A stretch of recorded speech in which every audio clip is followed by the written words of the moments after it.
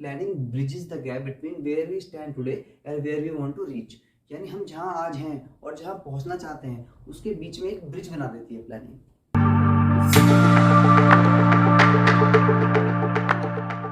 Hello everyone, कैसे आप सब लोग? आई होप आप सभी लोगों की पढ़ाई अच्छे से चल रही होगी। तो आज का हमारा टॉपिक है वो है प्लानिंग। न्यू चैप्टर स्टार्ट करने जा रहे हैं, बहुत ध्यान से सुनिएगा। प्लानिंग से आप लोग क्या समझते हैं? प्लानिंग का मतलब होता है कि हम फ्यूचर के लिए ऑलरेडी तैयारी कर रहे हैं। हमारा मन में कोई ऑब्जेक्टिव होता है, जैसे आपको एक ऑब्जेक्टिव हो सकता है मुझे 15 दिन के अंदर अपना सिलेबस कंप्लीट करना है। तो उस ऑब्जेक्टिव को कंप्लीट करने के लिए आप प्लानिंग करते हो कि मुझे डेली 5 घंटे पढ़ना है, 3 घंटे सुबह पढ़ना है, 2 घंटे शाम को पढ़ना है, मुझे इस बुक से पढ़ना है, इस टीचर से पढ़ना है, मुझे टेस्ट देने हैं, मुझे 2 बार रिविजन करना है। सो ये सब एक प्लानिंग का पार्ट होता है आपकी। लेकिन ये सब प्लानिंग आपने करी क्यों? ये सब प्लानिंग आपने करी एक ऑब्जेक्टिव को अचीव करने के लिए। आपका ऑब्जेक्टिव था मुझे 15 दिन के अंदर सिलेबस को अच्छे से कंप्लीट करना है। उस ऑब्जेक्टिव को कंप्लीट करने के लिए आपने प्लानिंग करी। इसी तरीके से बिजनेस को भी कुछ ऑब्जेक्टिव्स अचीव करने होते हैं जिसके लिए वो अपनी प्लानिंग करते हैं। तो प्लानिंग की डेफिनेशन क्या होती है? देखो, planning means deciding in advance. Advance में डिसाइड कर लेना। क्या डिसाइड करना है? कि हमको क्या करना है, what to do, when to do. जैसे आपने डिसाइड किया 3 घंटे मुझे सुबह पढ़ना है, 2 घंटे शाम को पढ़ना है, इस तरीके से। हाउ टू डू इट, कैसे पढ़ाई करनी है मुझे अपनी, and who will do it. यानी जैसे आपको किस टीचर से पढ़ना है, कौन आपको ज़्यादा अच्छा पढ़ा सकता है, कौन ज़्यादा अच्छे से समझा सकता है, जब तो हु विल डू इट। इसी तरीके से बिजनेस को भी ये सब डिसाइड करना पड़ता है, मैनेजर्स को ये सब डिसाइड करना पड़ता है कि उनको कौन सा काम किस पर्सन से करवाना है। कौन उनका मिस्टर ए उनका काम अच्छे से कर सकता है या मिस्टर बी ये वाला काम ज़्यादा अच्छे से कर सकता है, कोई दूसरा काम कोई और पर्सन से करवा सकते हैं। तो इसी तरीके से 4 क्वेश्चंस होते हैं जिनके आंसर हमें प्लानिंग से मिलते हैं। प्लानिंग की एक और डेफिनेशन भी होती है जिसको बोलते हैं planning bridges the gap between where we stand today and where we want to reach. यानी हम जहां आज हैं और जहां पहुंचना चाहते हैं उसके बीच में एक ब्रिज बना देती है प्लानिंग। अब हम देखते हैं फीचर्स को। फीचर्स ऑफ प्लानिंग क्या होते हैं? तो बहुत ही आसान है। देखो, प्राइमरी फंक्शन ऑफ मैनेजमेंट पहला फीचर है। It is a primary function of management. Management के आपने कुछ फंक्शंस पढ़े थे फर्स्ट चैप्टर में। तो मैनेजमेंट के फंक्शंस कौन कौन से होते हैं? Planning, organising, staffing, controlling, directing. ये 5 फंक्शंस होते हैं मैनेजमेंट के। लेकिन जो सबसे पहला फंक्शन होता है वो कौन सा होता है? सबसे पहला फंक्शन होता है प्लानिंग। प्लानिंग पहला फंक्शन है, इसीलिए उसका नाम है प्राइमरी फंक्शन। कोई सेकंड फंक्शन होगा तो उसका नाम होगा सेकेंडरी फंक्शन। तो बड़ा सिंपल सा आंसर बन गया, planning is a primary function of management. अच्छा, सभी मैनेजमेंट के फंक्शन क्या होते हैं? मैनेजमेंट के कैरेक्टरिस्टिक्स में आपने पढ़ा था कि मैनेजमेंट जो होता है परवेजिव होता है। तो प्लानिंग भी तो मैनेजमेंट का ये फंक्शन है, तो प्लानिंग भी क्या होगा? परवेजिव होगा। तो planning is performed at all levels by manager. Manager चाहे टॉप लेवल का हो, मिडिल लेवल का हो या लोअर लेवल का हो, सभी मैनेजर्स को प्लानिंग करनी पड़ती है अपने अपने लेवल पर। तो इट इज परवेजिव। फिर आता है focus on achievement of objectives. देखो, प्लानिंग का मेन काम क्या होता है कि वो ऑब्जेक्टिव्स को अचीव कराने में हेल्प करता है। जैसे मैंने आपको बताया आपका ऑब्जेक्टिव था, इसी तरीके से बिजनेस का भी ऑब्जेक्टिव हो सकता है कि उसे 1 साल के अंदर 5000 करोड़ की सेल करनी है या उसे 1 साल के अंदर 10,000 यूनिट्स बेचने हैं। तो ये उनके ऑब्जेक्टिव हो सकते हैं। तो इन ऑब्जेक्टिव को अचीव कैसे किया जाए उसके लिए उन्हें प्लानिंग करनी पड़ती है। तो इसलिए उनका फोकस, प्लानिंग का हमेशा फोकस क्या होता है? Achievement of objective. अगर ऑब्जेक्टिव ही नहीं होगा तो प्लानिंग किस लिए करेंगे? तो ये बन गया हमारा थर्ड पॉइंट। फिर आता है कंटिन्यूस प्रोसेस। प्लानिंग क्या है? कंटिन्यूस प्रोसेस है। देखो, जब तक ऑब्जेक्टिव रहेगा तब तक आपको प्लानिंग करनी पड़ेगी। ऑब्जेक्टिव खत्म हो जाएगा तो नया ऑब्जेक्टिव सेट हो जाएगा, राइट? इसलिए प्लानिंग हमेशा कंटिन्यूस होती है। वैसे भी आपने प्लान बना दिया, उसके बाद आपको टाइम टू टाइम चेक करना पड़ता है कि वो प्लान ठीक से एग्जीक्यूट हो रहा है या नहीं हो रहा। जब कोई कंडीशंस चेंज हो गई हैं तो उसके अकॉर्डिंग प्लान में भी कोई चेंजेस करने हैं तो वो भी करने पड़ते हैं। इसलिए planning is a continuous process. केवल शुरू कर देने से खत्म नहीं होता, प्लानिंग करते रहनी पड़ती है बार बार। तो planning is a continuous process, या फिर इसको आप देख सकते हो नेवर एंडिंग प्रोसेस। फिर क्या है? फ्यूचरिस्टिक। फ्यूचरिस्टिक क्यों? क्योंकि आप प्लानिंग इसलिए करते हो फ्यूचर के लिए। जो पास्ट में हो गया उसके लिए तो प्लानिंग करते नहीं हो, आप प्लानिंग हमेशा करते हो फ्यूचर के लिए। तो इसलिए प्लानिंग इज फ्यूचरिस्टिक। और इससे हमें कुछ आंसर्स मिलते हैं। कौन से क्वेश्चंस के आंसर मिलते हैं? जो ये हैं, ये 4 question, what to do, when to do, how to do and who will do it. तो इन सभी क्वेश्चन के आंसर्स हमें किससे मिलते हैं? प्लानिंग से मिलते हैं। फिर आता है planning is a mental exercise. Yes यार, प्लानिंग करने के लिए आपको बहुत माइंड लगाना, माइंड यूज करना पड़ता है।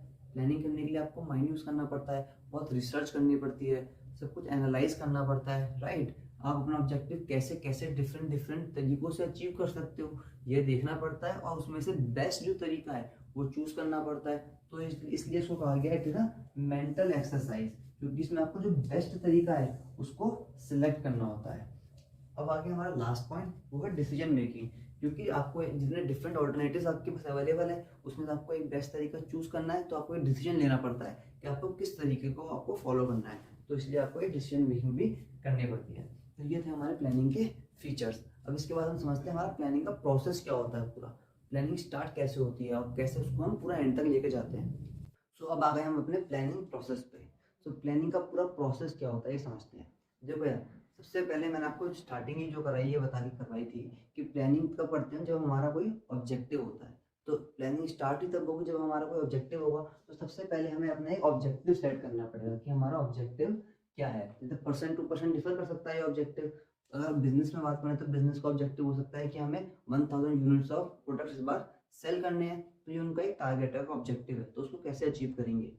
इसी तरीके से आपका और मेरा भी अपना कोई पर्सनल ऑब्जेक्टिव होते हैं। जैसे आपका ऑब्जेक्टिव हो सकता है कि मुझे गोवा घूम के आना है, राइट। तो गोवा घूम के आने के लिए आपको एक ट्रिप प्लान करनी पड़ेगी पूरी, तो आप सब कुछ देखोगे उसके लिए, तो वो भी क्या है, ऑब्जेक्टिव है। तो हमें सबसे पहले अपने ऑब्जेक्टिव सेट करना पड़ता है। उसके बाद क्या करते हैं हम, डेवलपिंग प्रीमाइसेस। तो देखो प्रीमाइसेस का मतलब क्या होता है, इसका मतलब होता है अनुमान लगाना। और जब भी कोई ऑब्जेक्टिव सेट कर रहे हो तो उसके लिए अनुमान तो लगाओगे। मान लो कंपनी एक नया प्रोडक्ट लॉन्च करने वाली है, तो एक अनुमान लगाते हैं कि ये प्रोडक्ट लोगों को पसंद आएगा। अब हो सकता है पसंद आए, हो सकता है ना भी आए, लेकिन हमें एक अनुमान लगाना पड़ता है। एक फार्मर है या एक फार्मिंग कंपनी है, तो वो इस बार मान लीजिए सोच रही है कि अच्छा अच्छा मानसून होने वाला है, अच्छी बारिश होगी, तो वो उसके अकॉर्डिंगली थोड़ी ज़्यादा क्रॉप प्रोड्यूस करने का प्लान बनाती है, एक ऑब्जेक्टिव सेट करती है कि हमें ज़्यादा क्रॉप प्रोड्यूस करनी है। लेकिन अब हो सकता है कि उनका अनुमान गलत हो जाए, उनका एस्टिमेट गलत हो जाए, बारिश कम हो, सूखा पड़ जाए। तो हमें हमेशा लेकिन एक डेवलप करने पड़ते हैं, प्रीमाइसेस एक अजम्पशन लेके चलने पड़ते हैं कि ऐसा होगा। थर्ड पॉइंट है हमारा identifying alternative course of action. तो देखो इसका मतलब ऑल्टरनेटिव वर्ड का मतलब होता है डिफरेंट, या फिर कह लो अलग अलग। कोर्स मतलब ऑप्शंस, ठीक है। एक्शन मतलब अपने काम को करना। तो हमें जो अपना काम करना है, हमें उसको करने के हमारे पास अलग अलग कौन से ऑप्शंस हैं, उसको आइडेंटिफाई करो, पहचानो कि कौन कौन से ऑप्शंस अवेलेबल है आपके पास। जैसे आपको गोवा जाना है तो आपके पास क्या क्या ऑप्शंस अवेलेबल है। आप बाय कार जा सकते हो, आप बाय ट्रेन जा सकते हो, आप बाय प्लेन जा सकते हो। तो आपके पास डिफरेंट डिफरेंट ऑप्शंस अवेलेबल है, राइट। तो आपको डिफरेंट डिफरेंट ऑप्शंस को पहले पहचानना पड़ेगा कि कौन कौन से हैं।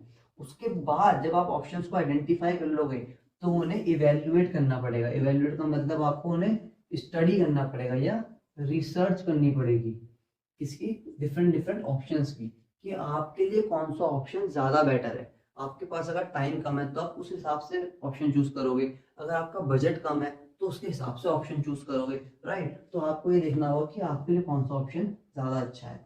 उसके बाद आप उस ऑप्शन को सिलेक्ट कर लोगे, जो ऑप्शन आपको सबसे अच्छा लगा। तो हो गया सेलेक्टिंग एन ऑल्टरनेटिव। फिर आते हैं लास्ट के 2 पॉइंट्स पे, इम्प्लीमेंटिंग द प्लान और फॉलो अप। देखो जब सब कुछ हो गया, आपने ऑब्जेक्टिव भी सेट कर लिया, आपने आइडेंटिफाई भी कर लिया कि उसको कैसे अचीव करना है, तो उसके बाद आप क्या करोगे, अब आप अपने प्लान को इम्प्लीमेंट करोगे यानी लागू कर दोगे। अब आप सारी, जैसे आपको गोवा जाना था तो अब आप अपनी जो भी आपने डिसाइड किया है कि आप बस से जाओगे या ट्रेन से जाओगे, आप उसकी टिकट बुक कर दोगे, वहाँ के होटल्स बुक कर दोगे। उसी तरीके से ऑर्गेनाइजेशन भी अपने ऑब्जेक्टिव को अचीव करने के लिए आप अपने प्लान को इम्प्लीमेंट कर देगा, राइट। अब लास्ट पॉइंट है फॉलो। फॉलो का मतलब टाइम टू टाइम चेंज करना। प्लान में कुछ चेंजेस भी करने पड़ सकते हैं, सिचुएशन चेंज हो गई अगर, तो उसके अकॉर्डिंग हमें प्लान में अपने चेंजेस करने पड़ेंगे। ऐसा नहीं कि पुराने प्लान पे ही चलते रहेंगे, अगर सिचुएशन चेंज हो गई तो प्लान में कुछ चेंजेस भी कर देंगे, तो उसी को बोलते हैं फॉलो अप करना। तो ये था हमारा पूरा प्लानिंग का प्रोसेस, बहुत सिंपल था। होप आप सबको समझ में आया हो। इसके बाद अब हमारे बहुत 2 सिंपल से टॉपिक्स रह गए, लिमिटेशंस ऑफ प्लानिंग और इंपॉर्टेंस ऑफ प्लानिंग। फटाफट से उनको देख के खत्म करते हैं। सो अब हम देखते हैं इंपॉर्टेंस ऑफ प्लानिंग। प्लानिंग करना क्यों इंपॉर्टेंट है, या फिर प्लानिंग से हमें क्या फ़ायदे मिलते हैं। तो देखो प्लानिंग सबसे पहले तो हमें प्रोवाइड करती है डायरेक्शन। हमें ये पता चलता है कि हमें किस डायरेक्शन में क्या काम करना है, हमें क्या काम करना है अपने ऑब्जेक्टिव को अचीव करने के लिए। तो प्लानिंग प्रोवाइड्स डायरेक्शन। अगला पॉइंट बहुत इंपॉर्टेंट है, reduces risk of uncertainty. Uncertainty यानी कोई अनहोनी होना, जो हमें पता नहीं क्या हो सकता है, उसका रिस्क रिड्यूस करती है प्लानिंग। कैसे, देखो हमने ऑलरेडी डिसाइड किया हुआ है कि हमें क्या काम करना है, what is to be done, how it is to be done, when it is to be done and who will do it. ये सब करते वक्त हमने कुछ अजम्पशंस भी लगाई थी, पिछले टॉपिक में पढ़ा था ना कि मेकिंग अजम्पशंस। तो हमने कुछ अनुमान लगाए थे, स्टडी किया था कि फ्यूचर में क्या हो सकता है। तो क्योंकि हमने ऑलरेडी हमने अजम्पशंस लगाई हुई हैं कि फ्यूचर में क्या हो सकता है, तो हमें आइडिया है कि कुछ गलत अगर होने वाला है तो उसके लिए हमें पहले से कैसे प्रिपेयर रहना है। तो अगर हमने कुछ अनुमान लगाया कि फ्यूचर में कुछ ऐसा गलत काम भी हो सकता है जिससे हमें लॉस हो सकता है, तो उसके लिए हम ऑलरेडी प्रिपेयर्ड हैं पहले से, तो इसलिए हमारा जो रिस्क है अनसर्टेनिटी का वो कम हो जाता है। फिर आता है reduces overlapping and wasteful activities. अच्छा, रिड्यूसेस रिस्क, फॉर एग्जांपल जैसे आप जो रिस्क है, जो हमारा रिस्क है ऑफ अनसर्टेनिटी का वो कम हो जाता है। आपके एग्जांपल में ले लो, जो गोवा वाला एग्जांपल था, आपने ऑलरेडी होटल की बुकिंग वहाँ पे करी हुई होगी, तो अब आपका रिस्क कम है कि वहाँ पे जाके आपको होटल ना मिले, ये रिस्क आपका खत्म हो गया क्योंकि आपने ऑलरेडी यहीं से बुकिंग करी हुई थी, राइट। तो इसलिए हमारा रिस्क ऑफ अनसर्टेनिटी रिड्यूस हो जाता है प्लानिंग से। फिर है reduces overlapping and wasteful activities. क्यों ओवरलैपिंग एंड वेस्टफुल एक्टिविटीज़ का मतलब क्या होता है, पहले ये तो समझ लो। ओवरलैपिंग का मतलब होता है कि एक ही काम को दो बार कर देना, या एक ही काम को दो अलग अलग पर्सन ने अगर कर दिया तो उसको कहते हैं ओवरलैपिंग। लेकिन प्लानिंग में हम पढ़ के आए हैं कि हम पहले से ही डिसाइड कर लेते हैं कि हु विल डू इट, कौन सा पर्सन क्या काम करेगा, क्योंकि एक हमने ऑलरेडी डिसाइड किया हुआ है कि कौन पर्सन क्या काम करेगा, तो एक काम दो लोग कैसे कर सकते हैं। तो इसलिए हमारा जो ओवरलैपिंग है वो कम हो जाती है और एक्टिविटीज़ की वेस्टफुल एक्टिविटीज़ भी कम हो जाती हैं। Planning promotes innovative ideas. Innovative ideas का मतलब होता है न्यू आइडियाज या new ways of doing something, right. तो क्योंकि हमने ऑब्जेक्टिव सेट किया हुआ है, तो कई बार ऐसा हो सकता है कि ऑब्जेक्टिव अचीव करना थोड़ा डिफिकल्ट हो, टाइम कम हो या बजट कम हो, तो उसको अचीव करने के लिए फिर हम लोग क्या करते हैं, नए नए आइडियाज आते हैं हमारे पास। तो इसलिए प्लानिंग से ही वो हो पाता है कि हमारे पास प्रमोट होते हैं इनोवेटिव आइडियाज। फिर आता है इम्प्रूव डिसीजन मेकिंग, क्योंकि मैनेजर्स का काम है प्लानिंग करना और बार बार अलग अलग ऑब्जेक्टिव्स के लिए वो बार बार प्लानिंग करते हैं, तो इसलिए वो उस चीज़ में अच्छे हो जाते हैं। तो इम्प्रूव क्या होती है, हमारी डिसीजन मेकिंग इम्प्रूव हो जाती है। फिर क्या है, एस्टैब्लिश स्टैंडर्ड फॉर कंट्रोलिंग। देखो कंट्रोलिंग क्या होती है, कंट्रोलिंग अगर आपने अभी नहीं पढ़ा तो समझ लो। कंट्रोलिंग का मतलब होता है कंपैरिजन। किसको कंपेयर करते हैं हम, कंपेयर दो चीज़ें होती हैं हमेशा, तो कंपैरिजन करते हैं हम एक्चुअल वर्क का, जो एक्चुअल में हुआ, किसके साथ, जो प्लान था उसके साथ।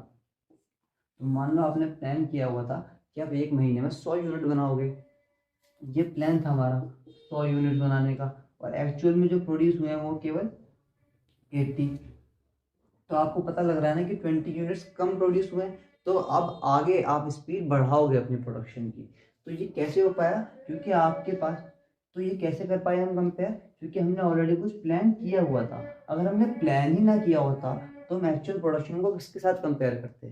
तो इसीलिए जो ये प्लानिंग एरिया करती है, ये एक स्टैंडर्ड प्रोवाइड कर देती है कंट्रोलिंग के लिए, ताकि वो कंपेयर कर सके एक्चुअल के साथ। यही थे हमारे इंपॉर्टेंस ऑफ प्लानिंग। बहुत ही सिंपल टॉपिक था, होप आप सबको समझ में आ गया होगा। नहीं आया हो तो भाई एक बार फिर से देख लो, एक बार वीडियो पीछे करके रिवाइज कर लो और इन नोट्स को कॉपी कर लो। इसके बाद अब हम पढ़ने वाले हैं लिमिटेशंस ऑफ प्लानिंग। ओके, तो अब आ गए हम लिमिटेशंस ऑफ प्लानिंग पर। लिमिटेशंस का मतलब क्या होता है, किसी चीज़ में किसी काम को करने के बावजूद भी उसके फायदे ना हो पाना, उसको कहते हैं लिमिटेशंस। तो जैसे प्लानिंग के हमने बेनिफिट्स तो पढ़े, लेकिन अब पढ़ रहे हैं लिमिटेशंस। प्लानिंग में इन्वॉल्व होती है ह्यूज कॉस्ट। भाई कैसे पैसा लगता है प्लानिंग में, क्यों लगता है भाई, प्लानिंग करने के लिए आपको लोग चाहिए जो कि हाईली इंटेलेक्चुअल लोग हो, इंटेलिजेंट लोग चाहिए आपको, और एक्सपीरियंस लोग चाहिए। इंटेलेक्चुअल एंड एक्सपीरियंस, जो इंटेलेक्चुअल और एक्सपीरियंस लोग होते हैं वही तो प्लानिंग कर सकते हैं फ्यूचर के लिए, जिन्हें पता है कि पास्ट में क्या क्या इवेंट हो चुके हैं। और जो हाईली एजुकेटेड लोग हैं, तभी तो मैनेजर्स प्लानिंग करते हैं मोस्टली। तो उसमें पैसा भी आएगा, कोई आपके लिए फ्री में तो प्लानिंग करके जाएगा नहीं, उसमें लगते हैं कॉस्ट। फिर आता है टाइम कंज्यूमिंग। भाई टाइम तो लगेगा प्लानिंग करने में, कोई ऐसा तो है नहीं कि आपने अभी शुरू किया और 2 मिनट में प्लानिंग कर दिया और हो गया काम। प्लानिंग करने के लिए आपको स्टडी करनी पड़ती है डिफरेंट ऑल्टरनेटिव्स की, फिर आपको बेस्ट ऑल्टरनेटिव सेलेक्ट करना पड़ता है, तो इसमें टाइम लगता है। तो इसमें planning is a time consuming process and planning involves huge cost, पैसा भी लगता है, समय भी लगता है। फिर आता है प्लानिंग में not work in dynamic environment. Dynamic का मतलब क्या होता है, जो बार बार चेंज होता रहता है। तो एक ऐसा एनवायरनमेंट जो कि कंटिन्यूसली चेंज हो रहा है, रैपिडली चेंज हो रहा है, वहाँ पे आपकी प्लानिंग फेल हो सकती है। क्योंकि आपने प्लानिंग क्या सोचे करी थी कि फ्यूचर में ऐसा होगा। एक किसान ने जो अपनी फसल बोई थी, वो क्या सोचकर कि अगले 3 महीने में 6 महीने में बहुत अच्छी बारिश होगी, लेकिन मान लीजिए बारिश नहीं हुई, तो क्या करेगा वो, तो उसकी प्लानिंग तो फेल हो जाएगी। तो जहाँ पे एनवायरनमेंट बार बार रैपिडली चेंज हो रहा है। और एक एग्जांपल ले लो, मान लो एक कंपनी है जो कि फैशन में इन्वॉल्व है, यानी कि वो क्लोथ बनाती है, गारमेंट्स बनाती है। अब उसने ये सोचा था कि आने वाले टाइम में ये वाली जीन्स है, ये वाली शर्ट जो वो बना रहे हैं, उसका डिज़ाइन जो है ये लोगों को बहुत पसंद आएगा, क्योंकि डिज़ाइन चल रहा है आजकल। लेकिन मान लीजिए 15 दिन के अंदर ही, जब तक प्रोडक्शन कंप्लीट हुआ, 15 दिन बाद तक कोई नई मूवी आ गई, उसमें एक नया डिज़ाइन पहना हुआ था एक्टर ने, तो लोगों का टेस्ट चेंज हो गया, प्रेफरेंस चेंज हो गई। तो अब क्या करें, वो जीन्स क्या बिकेगी? बहुत मुश्किल हो जाएगा उसको सेल करना। तो क्योंकि एनवायरनमेंट बहुत जल्दी चेंज होता है, तो वहाँ पे आपकी प्लानिंग फेल हो सकती है। ऑलराइट, क्रिएट्स रिजिडिटी, ये अगला पॉइंट है, क्रिएट्स रिजिडिटी। रिजिड का मतलब होता है जो कि फ्लेक्सिबल नहीं है। तो फ्लेक्सिबिलिटी कम हो जाती है प्लानिंग से, क्योंकि हमने ऑलरेडी डिसाइड किया हुआ है कौन सा पर्सन कौन सा काम करेगा, कैसे करेगा, कौन से तरीके से करेगा, ये सब हमने पहले से ही डिसाइड किया हुआ है। तो जो पहले से ही डिसाइड किया हुआ है, तो आने वाले तो इससे रिजिडिटी तो क्रिएट होगी ना, राइट। फ्लेक्सिबिलिटी कम होती है इससे हमारी। फिर क्या होता है, does not guarantee success. Obviously भाई प्लानिंग से कोई सक्सेस की गारंटी तो मिलती नहीं है। हाँ, सक्सेस के चांसेस बढ़ जाते हैं, रिस्क कम हो जाता है, लेकिन गारंटी नहीं होती किसी चीज़ की। तो आप ये पॉइंट लिख सकते हो कि हमारा रिस्क कम हो जाता है और सक्सेस के चांसेस बढ़ जाते हैं, लेकिन गारंटी नहीं होती सक्सेस की। फिर क्या है, रिड्यूसेस क्रिएटिविटी। वही वाली बात आ गई, रिजिडिटी वाली। क्रिएटिविटी कम हो जाती है, क्योंकि आपने पहले से सबको डिसाइड करके रखा हुआ है कि कौन सा काम कौन करेगा, कैसे करेगा। जब सब पहले से ही डिसाइडेड है, तो कोई इंसान अलग तरीके से सोच ही नहीं पाता, क्रिएटिविटी कम हो जाती है, राइट। तो ये थे हमारे लिमिटेशंस ऑफ प्लानिंग। मैंने आपको चारों टॉपिक्स इस चैप्टर के बहुत अच्छे से समझाए हैं। आई होप आप सभी को समझ में आए होंगे। कुछ टॉपिक्स अब जो हैं वो आपके सिलेबस में से हट चुके हैं, जैसे types of plan, single use plan और ये सब topic, single use plan, policies, procedures, वो आपके सिलेबस का पार्ट नहीं है। तो आई होप आप सबको ये चैप्टर अच्छे से समझ में आया होगा, आपको मेरे पढ़ाने का तरीका भी अच्छा लगा होगा। मैं आपको एग्जाम्पल्स दे करके समझाता हूँ हमेशा, और जो आपके लिए रिलेवेंट है वही इन्फॉर्मेशन आपको प्रोवाइड करता हूँ। अगर आपको कोई और सजेशन देना है मुझे, तो आप मुझे कमेंट बॉक्स में कमेंट करके बता सकते हो। उस सजेशन में पक्का अपनी वीडियोस में इन्वॉल्व करूँगा। तब तक के लिए आप लोग पढ़ते रहिए। अगर आपको ये वीडियो पसंद आई हो तो चैनल को सब्सक्राइब कर लो, वीडियो को लाइक कर दो और बेल आइकन को प्रेस कर लो, और कमेंट बॉक्स में कमेंट करके ज़रूर बताना कि आपको ये वीडियो कैसी लगी।